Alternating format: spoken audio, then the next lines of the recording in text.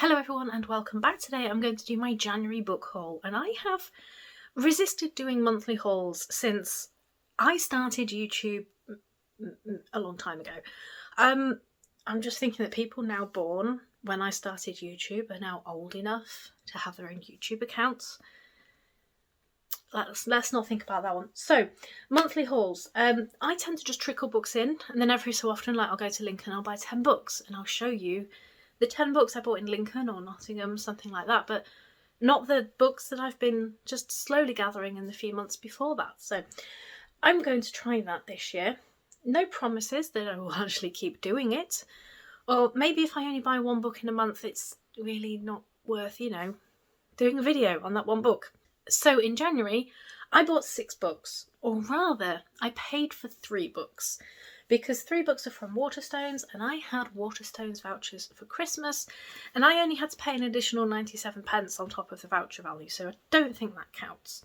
So the first one is Guards by Terry Pratchett, and this is the 8th Discworld novel, and this introduces the Night Watch and Sam Vines, and I've just finished reading Pyramids, so I definitely needed the next book, and I'm loving reading through it. I'm just having so much fun. It's such a fantastic world to get lost in. It's just absolutely wonderful. And yes, I am reading them in order. The second one is a book that I was really surprised that I didn't already have, but I just never got around to buying it. And it is Coraline by Neil Gaiman. And I've actually read this copy this month. This is a gorgeous copy. This has the most amazing illustrations in it as well. They're terrifying, but they're amazing. And the whole thing was just so much creepier than I remembered. But again, I just had so much fun rereading that one. And the final book I bought from Waterstones is The Ninth Metal by Benjamin Percy. And this is one that caught my eye a little while ago, so I'd sort of been aware that it was around, and when I saw it I needed to get it. So there is a comet that is seen, and then a year later the Earth obviously moves around and crosses over the sort of debris field that the comet has left behind, and then there's this massive meteor shower that destroys things on Earth, and then meteors impact and there is a substance discovered that is more precious than gold.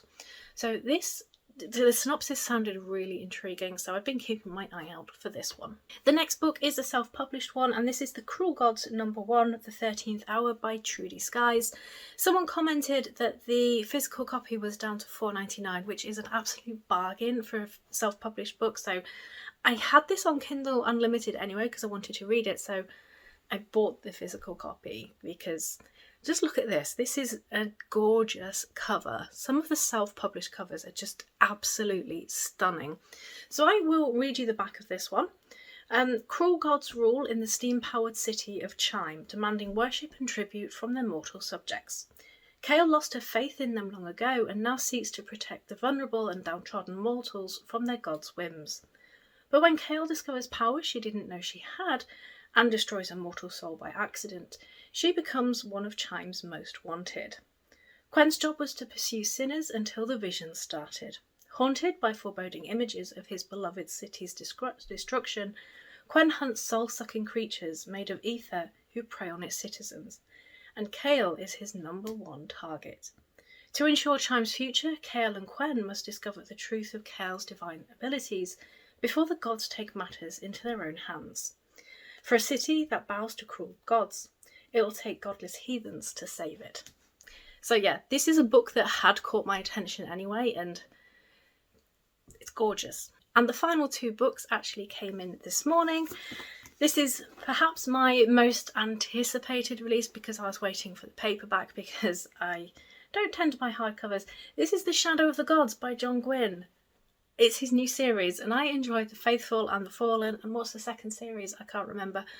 I loved those so much, and I just cannot wait to see where he goes next. And this cover, it wraps around and is stunning, absolutely gorgeous. I think the second book is coming out soon, but I really do need to get to this one because just getting lost in The Faithful and The Fallen world was just so much fun. It's just such a well put together world. I don't even know what this one's about.